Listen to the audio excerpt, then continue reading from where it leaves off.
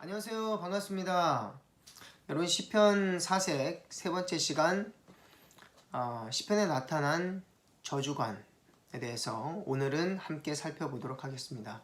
오늘 강의는 조금 무거울 수도 있겠는데요. 여러분 가벼운 마음으로 참석하시고 들으시면 더욱 좋겠습니다. 오늘 시편에 나타난 이 저주시를 함께 바라볼 때 우리 고민하게 됩니다. 이를 어떻게 받아들여야 할까? 나도 그러면 과연 이렇게 기도해도 좋을까? 시편에 나타난 이 저주시는 정말 하나님의 말씀일까? 여러 가지 고민들이 될 것이라 생각합니다. 오늘 C.S. 루이스의 시편 사색 책을 읽으면서 우리가 그런 고민들이 좀 많이 해소되었으면 좋겠습니다. 먼저 오늘 저주시를 함께 다뤄볼 때 시편 한 편을 제가 또 함께 살펴보고자 하는데요. 그것은 시편 150개 중에서 가장 수위가 높은 저주시 시편 109편입니다.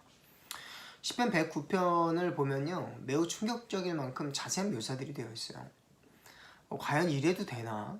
그럴 정도로 심각한 묘사들이 되어 있는데 정말 시인은 어떤 감정으로 이런 시를 써 내려가고 있는지 우리가 살펴본다면 조금 더 이 저주시를 잘 바라보고 해석할 수 있을 겁니다. 먼저 저주시에 대한 C.S. 루이스의 의견을 들어보겠습니다. C.S. 루이스는 이 저주시를 어떻게 바라봐야 하는지 독서 조언을 하고 있는데요. 첫 번째는 그냥 있는 그대로 내버려 두는 것도 하나의 방법이 되겠다라는 거예요. 때로는 이 저주시를 볼 때 소름 끼치고 경멸스러울 만큼 읽기가 어려운 그런 시편을 우리가 접하게 되는데, 그것을 다루는 한 가지 방법은 그냥 있는 대로 내버려 두는 거죠.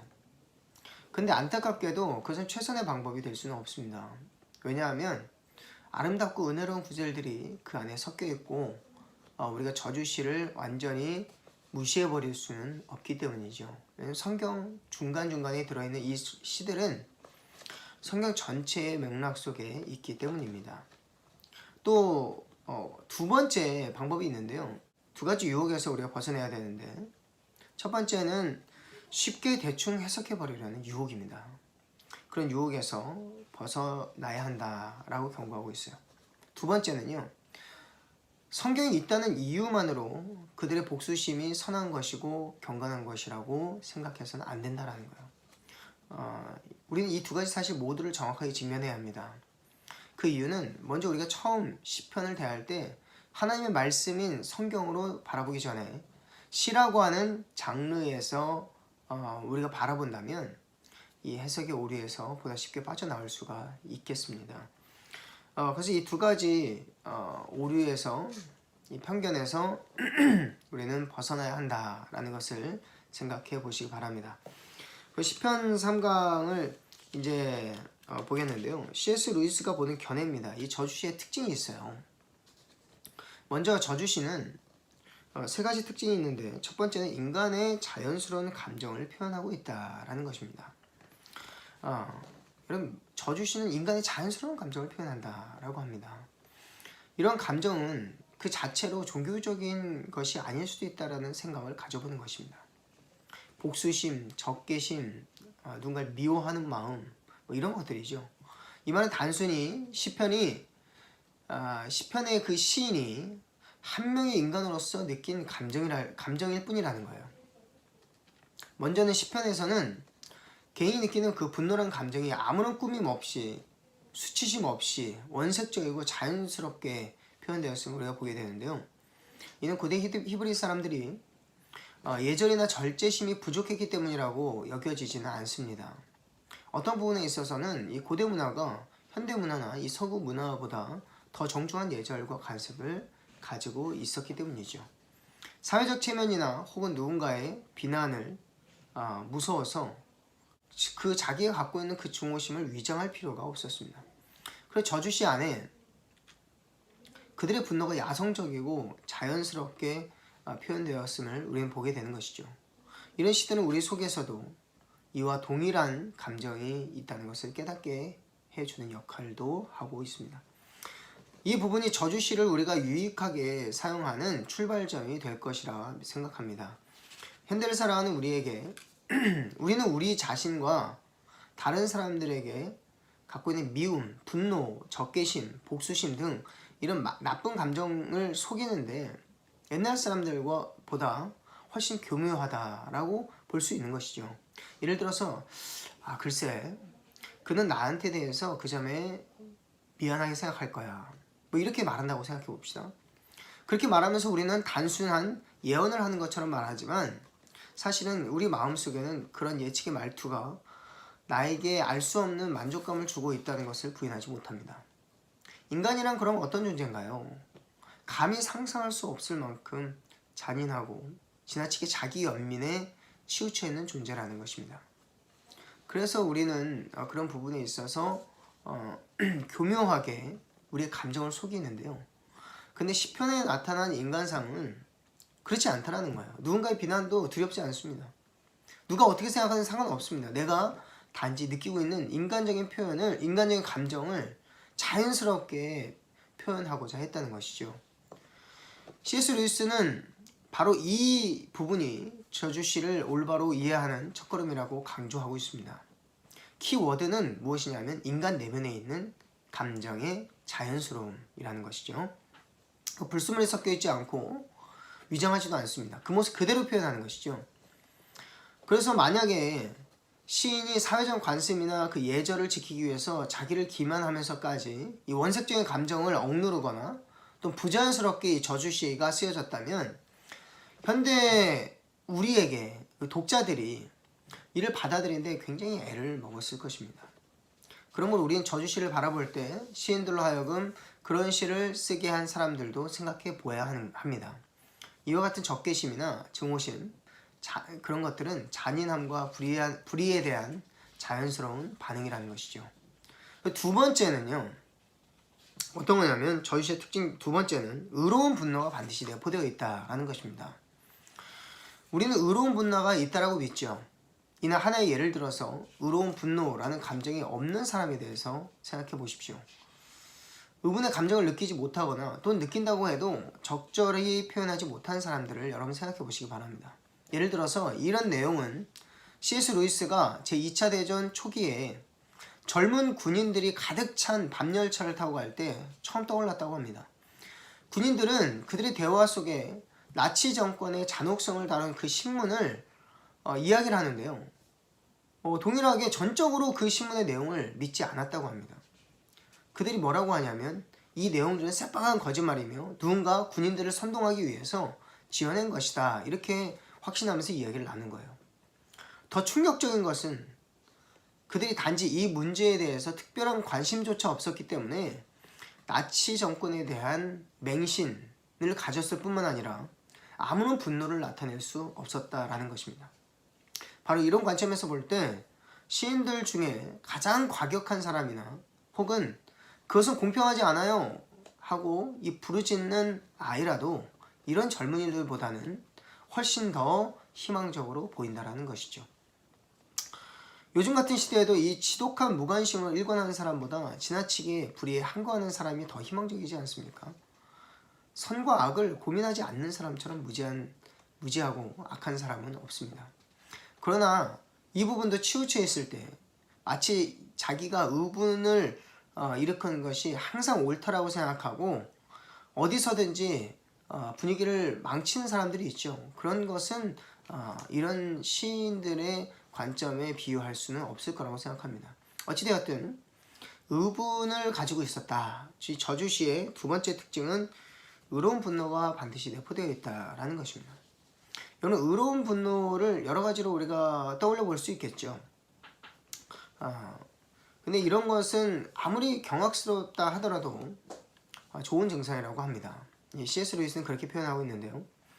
의분이 때로는 지독히 개인적인 복수심으로 변한다고 하더라도 그것은 여전히 좋은 증상이라고 합니다. 어떤 부분에서 얘기하냐면 의분을 내는 사람은 최소한 그가 지적하는 죄의 존재를 의식하고 있으며 그 죄가 시험하는 그 차원 이하로 빠지지 않았음을 보여준다라고 말하고 있습니다. 의분 없이 단순히 화를 내는 동물적인 분노와는 좀 다른 것이죠.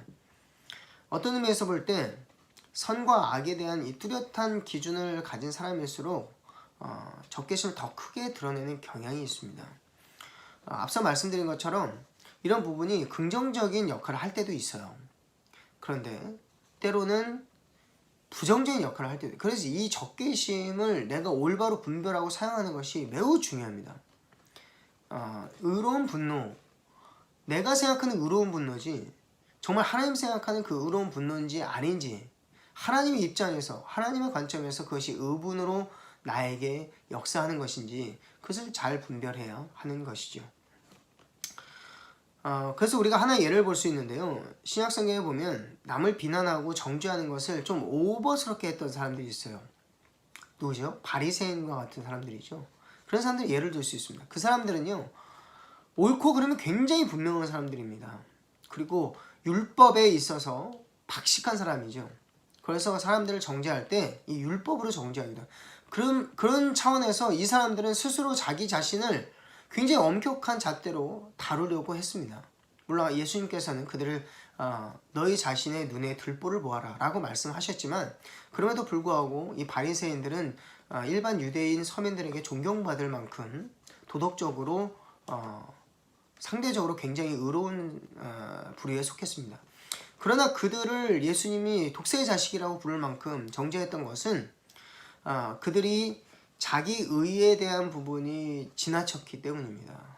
이 말은 무엇이냐면 이 자기 의라고 하는 부분이 만약에 의로운 분노 안에 들어가 있을 때 우리는 그것이 문제가 된다라고 보는 거죠. 그러니까 쉽게 말하면 C.S. 루이스가 이 저주하는 이 의로운 분노가 즉히 개인적인 복수심으로 변한다 할지라도 그것이 자기 의에 치우치지 않는 것이 중요하다. 그러할 때 이것은 선한 것으로 여겨질 수도 있겠다라고 이야기를 하는 것입니다. 결론적으로 시인이 어떤 누군가를 대해서 저주를 선포할 때 그는 하나님과 상관없이 악을 서슴없이 저지르는 자예요. 그럴 때 의로운 분노를 나타내는 그런 적개심은 개인적이든 그렇지 않든 간에 그 자체로 시편에 표현되기에 충분하다, 이렇게 정리하고 있습니다.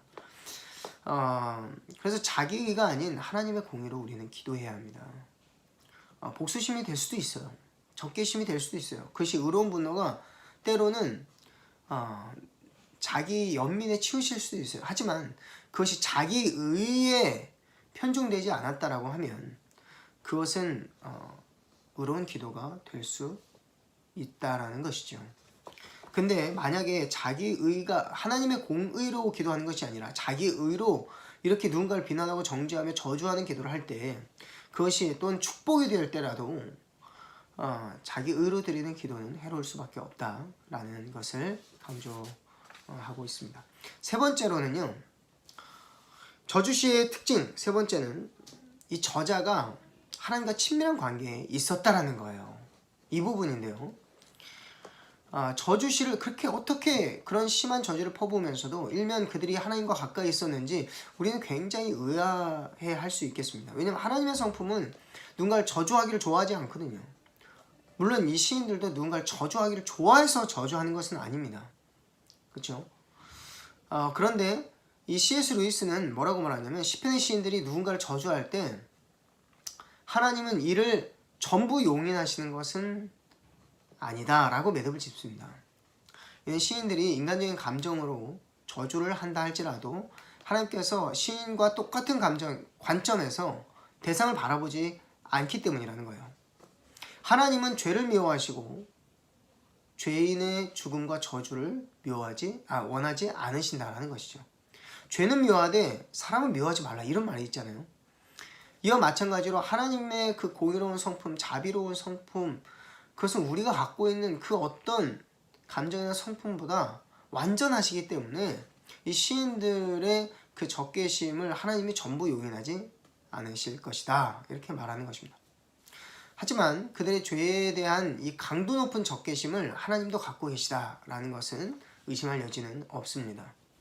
그런 시인들의 저주는요, 자신의 연약함과 부족함을 그대로 드러내면서 동시에 하나님의 이 공의롭고 자비로운 그 성품에 기대어 나아가는 것 같습니다. 그래서 자기 의를 내버리고 의로운 분노를 가지고 또 하나님과 친밀한 교제 속에서 이 저주시가 선포되어지는 것이죠.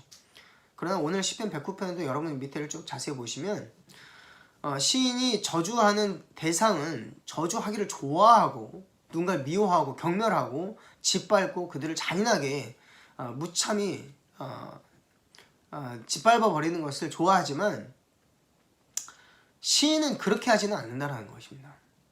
그런 부분을 좀 참고해 보시기를 바랍니다. 시편의 기자는요, 사실은 젠틀한 느낌보다 천해 보이는 방식으로 자신의 감정을 표현하는 것을 우리는 더 많이 보게 되죠. 이는 자신의 감정에 있어서만큼은 내면의 불순물을 제거하고 또 외부로부터 어떤 영향을 받지 않고 고유한 감정을 그대로 반영하려는 시도로 보여집니다. 또 다른 부분을 우리가 한번 보도록 하겠습니다. 그것은 무엇이냐면 저주시가 갖는 성경의 권위예요. 저주시가 갖는 성경의 권위. 저주시가 다른 시들보다 좀 열등하다고 여기는 사람들이 있었나 봅니다. 그래서 이 저주시는 성경에서 빠져야 한다, 또는 이 저주시가 성경에 들어가선 잘못된 실수일 것이다 라고 보는 자유주의 학자들도 있습니다. 그리고 이 저주시는 성경에서 빠지지 않습니다. 그리고 그 자체로 다른 성경의 어떤 부분과 똑같이 권위를 갖고 있습니다. 그런 부분에 대해서 우리가 한번 살펴보고자 하는데요, 위배되거나 약화되지 않는다라는 것이죠. 첫째로 그 이유에 대해서 설명하고자 하는데요, 첫 번째로는요, 앞서 말씀드린 부분과 같이 이 저주시가 하나님의 공의로운 성품에 위배되지 않기 때문이다 라는 것입니다. 하나님의 공의로운 성품에 위배되지 않기 때문이다 라는 것이죠. 예수께서도 이 시편이 자신을 가리켜 하신 말씀이라 인용하기도 하셨으며, 이 시편, 오늘 다뤄본 이 시편 109편에는 8절에 보면 사도행전 1장 20절에 베드로가 가룟 유다를 가리켜 이야기할 때 이 구절을 인용합니다. 그래서 가룟 유다를 가리켜 미리 예언된 것이다 이렇게 말씀하기도 했죠. 자, 그러면 그래서 두 번째는 이 성령의 감동으로 기록된 것이다 라는 것입니다. 그래서 이 저주시가 갖는 이 성경의 권위는 위배되거나 약화되지 않는다라는 것이죠. 예언의 성격을 담고 있기 때문에. 누가복음 24장 44절과 사도행전 1장 20절 말씀을 참고해 보시면 좋겠습니다. 네, 그 다음에 이제 다윗의 저주시 109편을 우리가 함께 다뤄보게 될 텐데요. 이 대상은 선을 악으로 갚는 자, 4절과 5절에 그렇게 나와 있죠. 다윗이 저주하는 대상의 구체적인 이름이나 상황을 자세히 기록하고 있지는 않습니다. 그럼 4절과 5절에 보면 그가 저주하는 대상의 특징이 간단하지만 여러 번 반복되어서 강렬하게 나타나고 있다는 것을 보게 됩니다. 원어를 보면요, 어떻게 나와 있냐면 선을 악으로 갚으며 자기를 사랑하는 자를 미워하고 오히려 대적하는 자를 말한다 라고 말합니다. 여러분, 그 다윗의 저주시를 한번 볼 때는요, 우리가 다윗이 어떤 심정으로 이 저주시를 기록하는지를 우리가 함께 살펴보게 되는데요, 다윗의 삶을 기록한 다른 성경들을 함께 살펴볼 때 다윗이 사울을 대적으로 여기면서도 그가 죽은 후에도 그를 진심으로 애도하였고 그의 가문에 남아있는 손자 무비보셋을 어떻게 선대했는지 우리가 알고 있죠. 그리고 압살롬, 다윗의 아들이잖아요. 이 압살롬이 다윗에게 어떻게 행했는지를 다윗이 알면서도 그를 끝까지 돌보고 사랑하기를 모든 국민들이 알았습니다. 그랬던 이 다윗의 삶을 바라볼 때 다윗이 저주하는 이 저주시를 우리가 어떻게 바라봐야 될지 조금 더 감을 잡을 수 있겠는데요. 그런 부분을 생각하면서 이 저주시 시편 109편을 보면 좋겠습니다. 그 대상은 선을 악으로 갚는 자예요. 선을 악으로 갚는 자. 다윗은 당당하게 자기가 자신을 알았습니다. 내가 하나님의 공의로운 성품에 기대어 있음을 알았습니다. 그 다윗은요, 그들이 행하는 대로 똑같이 악을 악으로 갚지 않았습니다. 그들은 선을 악으로 갚았지만 다윗은 악을 선으로 갚는 자였습니다. 그는 행위로 그들에게 보복하거나 그들의 악을 그들에게 다시 돌리지 않았습니다. 그 삶을 볼 때 우리는 이를 무리 없이 받아들일 수 있죠. 또 한 가지, 그들의 존재 자체가 하나님의 성품과는 완전히 반하는 삶을 살아가고 있음을 알았기 때문이죠. 하나님의 공의로운 성품에 위배되는 삶을 살았던 것입니다. 이는 앞서 언급했던 부분인데 C.S. 루이스가 의분이라 지적했던 부분을 살펴보면 여러분 도움이 됩니다. 의분이 때로는 지독한 개인적인 복수심을 표현한다 할지라도 그래서 여전히 좋은 증상이라 말한 부분, 그 부분을 깊이 생각해 보시기 바랍니다. 또한 다윗의 저주는요, 어떤 내용을 가지고 있냐면 사후에 받을 만한 것을 기록하고 있지는 않습니다. 7절에서 13절에 기록하고 있는데요, 그들이 생전에 그런 보응을 받기를 바라면서 그렇게 저주시를 선포하는 거죠. 8절과 또 15절까지를 한번 읽어보겠습니다. 그의 연수를 짧게 하시며 그의 직분을 타인이 빼앗게 하시며 그의 자녀는 고아가 되고 그의 아내는 과부가 되며 그의 자녀들은 유리하고 구걸하며 그들의 황폐한 집을 떠나 빌어먹게 하소서. 고리대금하는 자가 그의 소유를 다 빼앗게 하시며 그가 수고한 것을 낯선 사람이 탈취하게 하시며 그에게 인애를 베풀 자가 없게 하시며 그의 고아에게 은혜를 베풀 자도 없게 하시며 그의 자손이 끊어지게 하시며 후대에 그들의 이름이 지워지게 하소서. 여호와는 그의 조상들의 죄악을 기억하시며 그의 어머니의 죄를 지워버리지 마시고 그 죄악을 항상 여호와 앞에 있게 하사 그들의 기억을 땅에서 끊으소서. 이런 다윗의 저주는요, 매우 구체적이고 섬뜩할 만큼 잔인합니다. 여기에 나오는 고리대금업자는 일반적으로 잔인하고 악한 자를 대표하는 부류로 분류하는 자입니다.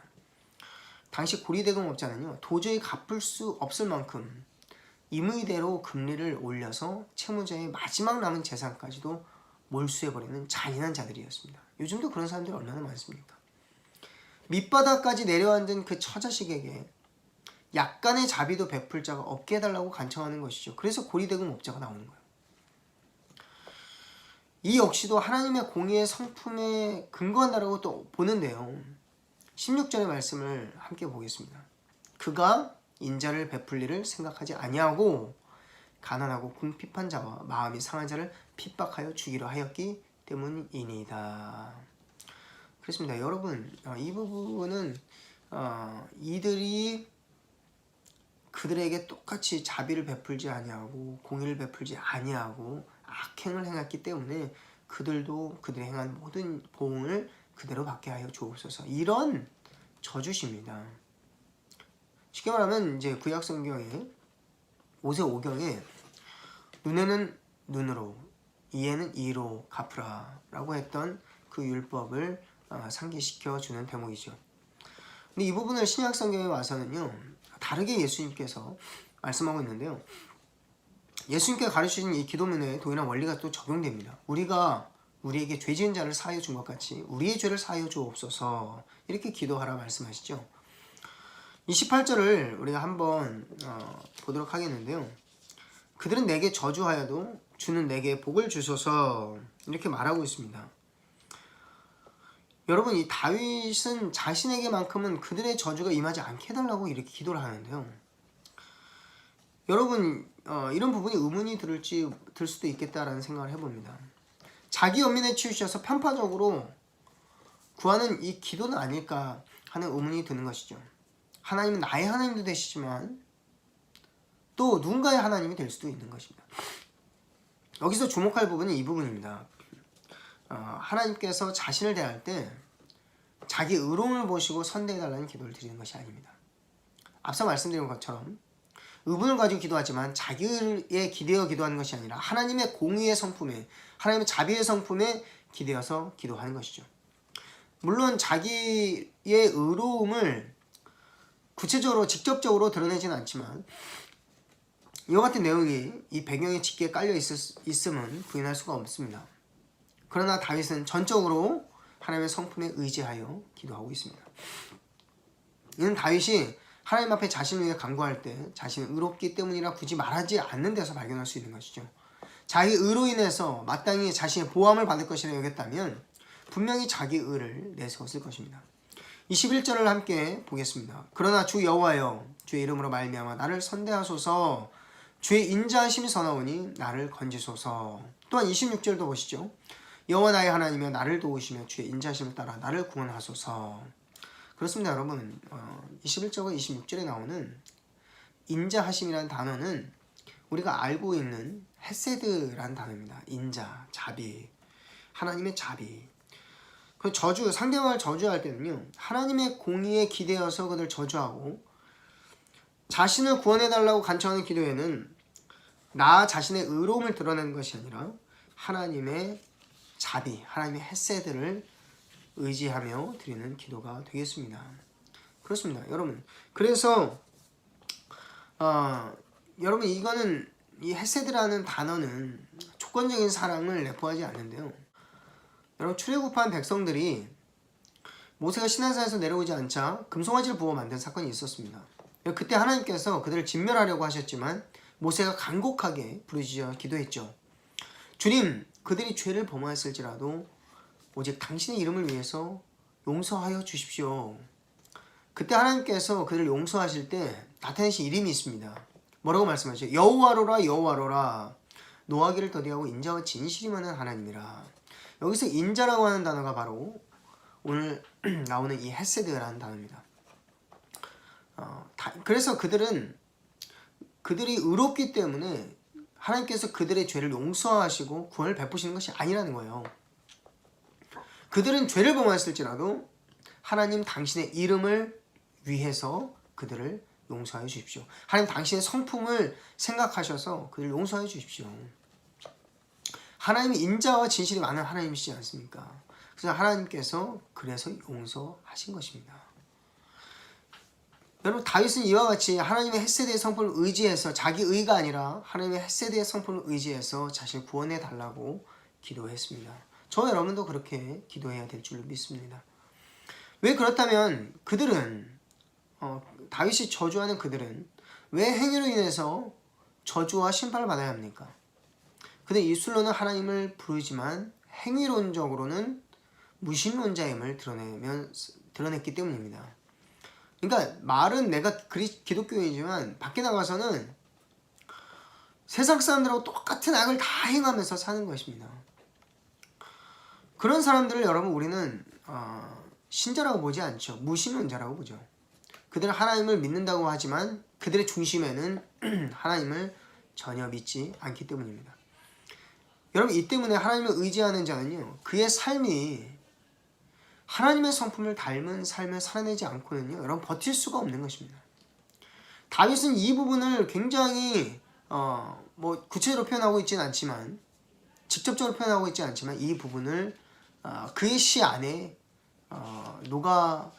녹여서 이렇게 말하고 있는 것입니다. 그래서 우리가 그들보다 지은 죄가 적기 때문이 아니고 세상 사람들보다 선한 일을 조금 더 많이 했기 때문이 아니고요, 우리는 하나님의 이름을 의지해서 우리는 구원을 받는 거예요. 하나님의 성품에 근거해서 우리가 구원을 받는 것입니다. 다윗은 이를 아주 잘 알고 있었어요. 그래서 오늘 시편 109편은 아무 기준 없는 종교인이 드린 기도가 아닙니다. 오직 하나님을 절대적으로 의지하고 그의 성품과 뜻을 따라 살고자 몸부림치는 자의 기도였던 것이죠. 그렇다면 오늘 중요한 논점으로 돌아가서 한번 생각해 보시기 바랍니다. 질문인데요. 다윗 역시 죄인인데 왜 그는 구원받을 만한가? 하나님은 다윗을 의인으로 보시기 때문이다 라는 것이죠. 그 기준은 무엇이냐면 첫 번째 하나님의 주권입니다. 하나님 마음이라는 거예요. 하나님께서 다윗을 의롭다 보시기 때문에 다윗을 구원하시겠다, 다윗의 기도를 들으신다 라고 말씀하신 거죠. 두 번째는 하나님의 성품입니다. 하나님의 성품. 그렇습니다. 하나님의 선물인 거죠. 그래서 하나님을 절대적으로 의지했던 이 다윗, 그리고 그의 성품과 뜻을 따라 살고자 몸부림쳤던 이 두 가지 내용들을 볼 때 이것은요, 다윗 자신이 자랑을 받는 것이 아니라, 그러면 자기가 되어버리죠. 이것조차 하나님의 선물이라, 이렇게 우리는 볼 수 있겠습니다. 기준이 두 가지예요. 하나님의 주권이에요. 그리고 두 번째는 다윗의 성품이 하나님을 닮아가고자 하는 성품이다. 이것이 하나님의 선물이다. 실제로 다윗은 대적 사울과 압살롬을 선대하였다라는 부분은 앞서서 말씀드렸지만 이 부분을 여러분 꼭 기억하시길 바랍니다. 그럼 실제적으로 우리는 과연 저주 기도를 다윗과 같이 우리가 저주 기도를 해도 되는가? 여러분 이런 부분은 극단적인 오류를 피해야 하는데요. 악용의 예로 첫 번째 종교개혁 시대에 악한 풍습이 있었어요. 종교개혁 시대에 이 말씀을 이용해서 이웃을 저주하는 악한 풍습이 유행했다고 합니다. 그 당시 프란체스코 수도를 비롯해서 여러 모임 소속의 수사들이 이런 풍습에 물들어서 누구든지 이웃을 해할 마음이 있을 때 돈을 주면서 대신 저주해달라고 부탁하기만 하면 수사들이 이 구절을 매일 암송해 주었다고 합니다. 여러분 어떻게 이 거룩한 성경의 말씀 속에서 사악한 인간의 정욕을 채울 방도를 찾으라 할 수 있을까요? 여러분 가히 상상하기도 힘든 일이 그 당시에 일어났더라는 것이에요. 그들 자체도 악을 악으로 갚기 위해서 행위론적인 이 무신론자의 행위를 따랐던 것이죠. 악인의 기도는요, 시편 109편 7절에 기록된 바와 같이 그의 기도가 죄로 변하게 하실 것이다 라고 기록된 것처럼 될 것입니다. 그럼 이런 기도를 우리는 드려도 되는가? 라는 질문에 우리는 먼저 예수님이 원수를 사랑하라고 하신 말씀을 기억해야 하고, 또 예수님께서 저들을 용서해 주옵소서 저들이 하는 짓을 알지 못하나이다 이렇게 기도했던 것을 여러분 기억해야 합니다. 그래서 여러분 이 저주시를 우리 저주 기도를 해야 할 때 극단적인 오류 두 가지를 피해야 하는데요. 악용의 예를 피해야 합니다. 종교개혁 시대의 악한 풍습을 따라서는 안 된다는 것이죠. 두 번째는 이 성경의 무호성을 보호해야 하는 것이죠. 이건 뭐냐면요, 반대로 자유주의자들 중 일부가 그것들은 하나님의 말씀이 아니고 시편 기자의 인간적인 그 증오를 표현한 것이기에 이와 같은 기도를 우리가 따라해서는 안 된다 이렇게 말하고 있습니다. 근데 이 말은요 오류가 있어요. 왜냐하면 성경 전체에 대한, 성경의 일부를 무너뜨리면 성경 전체가 무너지거든요. 쉽게 말하면 한 건물에 벽돌 하나, 기둥 하나를 빼버리면요 그 건물 자체가 무너진 것 같이 성경에는 그 어떤 것 하나 하나님의 말씀이 아니라고 우리가 말해버리면은 오류가 생기게 됩니다. 전체가 문제가 생겨버려요.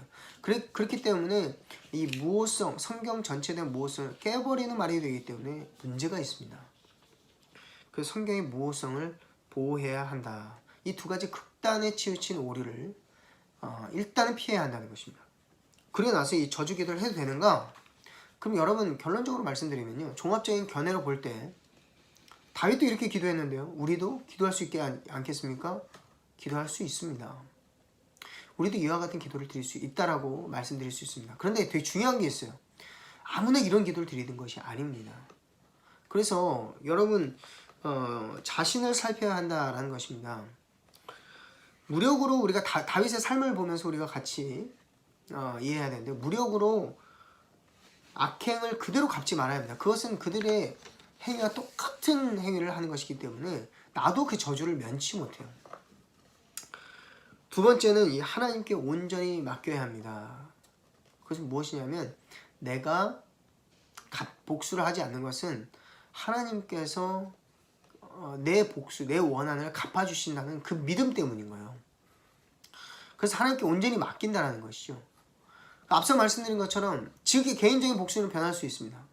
그런데 하나님의 성품에 근거한 의로운 분노의 경우에, 또 한 가지 우리가 끝까지 철저하게 하나님의 인자하심으로 그들을 대했을 경우에 그런 기도는 가능하다 보는 것이죠. 다윗이 인간의 무력으로 그들에게 악행을 갚지 않았고 하나님께 온전히 맡겼음을 기억하시기 바랍니다. 잠언 25장과 로마서 12장을 살펴보시면서 여러분 참고하시길 바랍니다. 하지만 여러분 이런 기도가 원한에 대한 복수심으로 치닫게 될 때 우리 또한 그 악한 마음에 지배당할 수가 있어요. 그래서 우리가 이 저주 기도를 만약에 누군가를 저주 기도를 하게 될 때 저주 기도가 나한테 어떤 유익을 가져다 주는가, 그걸 여러분 생각해야 돼요. 저주 기도를 할 때 오히려 나까지도 같이 물에 빠져버리는 경우가 있거든요. 그렇기 때문에 이 저주 기도가 주는 유익이 무엇인지 살펴보아야 합니다. 이를 위해서 세 가지 구절을 함께 살펴보겠는데요. 첫 번째는 로마서 12장 19절 말씀입니다. 너희가 친히 원수를 갚지 말고 하나님의 진노하심에 맡기라. 기록되었을 때 원수 갚는 것이 내게 있으니 내가 갚으리라. 주께서 말씀하시니라. 마태복음 5장 44절 말씀에 난 너희에게 이르노니 너희 원수를 사랑하며 너희를 박해하는 자를 위하여 기도하라. 열왕기상 3장 11절 말씀 이에 하나님이 그에게 이르시되 내가 이것을 구하도다. 자기를 위하여 장수하기를 구하지 아니하며 부도 구하지 아니하며 자기 원수의 생명을 멸하기를 구하지 아니하고 오직 송사를 듣고 분별한 지혜를 구하였으니. 이 세 가지 말씀 여러분 꼭 참고하시면서 우리의 기도, 이 저주 기도가 악한 자에게 지배당하지 않도록 하기 위해서 사용되어야 한다라는 부분을 여러분 꼭 기억하시기 바랍니다. 그리고 다윗과 같이 그들을 선대하기 위한 동력을 얻기 위해서 사용되어야 한다. 이 두 가지. 첫 번째 동기가 뭐라고요? 악한 자에게 지배당하지 않기 위해서. 내가 그들과 똑같은 악한 마음으로 지배당하지 않기 위해서 여러분 이렇게 기도할 수 있어야 되는 거예요. 두 번째는 그들을 선대하기 위한 동력을 얻기 위한 동기로 사용된다. 여기서 만약에 더 나아가서 성숙한 기도를 하기 위해서는 그들이 하나님 앞으로 돌아오게 하여 주시옵소서. 그들의 영혼을 위해서 기도하는 것이 함께 동반되면 좋겠습니다. 그럼 굉장히 유익한 기도가 될 수 있겠습니다. 여러분 이제 시편 3강 묵상할 부분 우리가 함께 살펴보겠는데요. 이 부분은 첫 번째 기도할 때 감정과 생각을 있는 그대로 표현하는데 여러분 방해하고 있는 것은 무엇인가? 이런 이 부분을 한번 살펴보기를 원합니다. 여러분 하나님 앞에 감정을 쏟아놓는 자연스러운 기도는 유익합니다. 내가 이렇게 기도해도 될까 하는 생각을 갖는 것 자체가 또 유익하죠.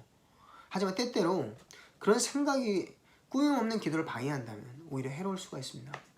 그리고 최근 나에게 자연스러운 기도를 방해하는 것들은 어떤 것들이 있는가 여러분 한번 적어보시면서 생각해 보시면 좋겠습니다. 두 번째는 모든 저주 기도가 죄가 되지는 않지만 언제나 최선의 기도는 아니다. 다윗과 같이 절박한 상황에서 저주 기도에 충동을 느낄 때 생각해 봐야 할 부분은 무엇인가. 여러분 이 부분입니다. 생각해 보면 몇 가지 있죠. 첫 번째 악을 악으로 갚지 않고 자신의 복수심과 죄악성을 가라앉히기 위한 것인가. 이걸 생각해야 되죠. 두 번째 의로운 분노에 근거한 것인가. 세 번째 그들의 영혼이 돌이키고 성장하기를 원하는가. 네 번째 나는 과연 하나님의 성품을 따라 살고자 몸부림치는가. 이런 부분들을 여러분 좀 생각해 보시면 저주 기도가 여러분에게도 유익이 될 수 있겠습니다. 그런데 여러분 이런 건 자주 하는 것이 좋지 않습니다. 그리고 이 저주 기도를 하게 될 때 내가 성숙한 그리스도인으로 살아가고 있을 때 이런 그런 기도를 우리가 할 수도 있겠습니다만은 최선의 기도가 아니라는 거 여러분 꼭 기억하시기 바랍니다. 세 번째 다윗은 저주 기도를 하면서도 자기 의를 내세우지 않았습니다. 하지만 하나님은 그가 완전하지 않았음에도 불구하고 하나님의 성품과 그 뜻대로 살고자 몸부림쳤음을 보고 의인으로 여겼습니다. 여러분 과연 그런 사람인가? 여러분 다윗의 저주시는요 저주가 궁극적인 목표가 아니었습니다. 이 부분을 꼭 기억하시기 바랍니다. 악한 자로부터 보호받기를 궁극적으로 구한 것입니다. 내가 악한 자로부터 보호받기를 궁극적으로 구했습니다. 하나님의 인자하심을 구하는 자는 스스로 완전하거나 의로운 사람이 아니라 하나님을 사랑하고 성품을 따라 살고자 몸부림치는 사람입니다. 여러분 과연 내가 그런 사람인가? 여러분 한번 돌아볼 수 있기를 바랍니다. 오늘 시편 3강을 함께 살펴보았습니다. 시편에 나타난 시인들의 저주관에 대해서 우리 함께 살펴보았는데요. 여러분에게 일면 유익한 부분이 되었으리라 생각합니다. C.S. 루이스의 글을 좀 더 여러분 깊게 여러 번 묵상하시면서 여러분 이 저주시를 묵상할 때 여러분 마음에 시험에 들지 않기를 여러분 기도하면서 묵상하는 것도 좋고요. 그리고 묵상할 때 깊이 묵상하시면서 어쨌든 시 안에 나타나 있는 하나님의 성품 그리고 이 시인의 감정 그런 것들은 어떠했을까 이런 것에 주목하면서 읽어보실 때 저주시도 여러분에게 유익하게 사용될 것입니다. 오늘 시편 3강을 이렇게 마치도록 하겠습니다. 여러분 또 궁금하신 점이나 또 어려운 부분 있으면 저한테 개인적으로 문자나 또 전화도 주시면 제가 그런 부분들 여러분에게 상세하게 제가 설명드릴 수 있는 부분까지 설명해 드리도록 하겠습니다. 오늘 이것으로 시편 3강을 마치겠습니다. 다음 주는 이제 마지막 시간입니다. 시편 4강, 시편에 나타난 내세관을 우리가 함께 살펴볼 텐데요. 여러분 꼭 읽어오시고 또 성경도 읽어오시기 바랍니다. 성경은 시편 49편입니다. 여러분 유익이 되는 시간 끝까지 우리 포기하지 마시고 마지막 한 주 남았습니다. 여러분 끝까지 잘 참석해 주시기 바랍니다. 이상입니다. 감사합니다.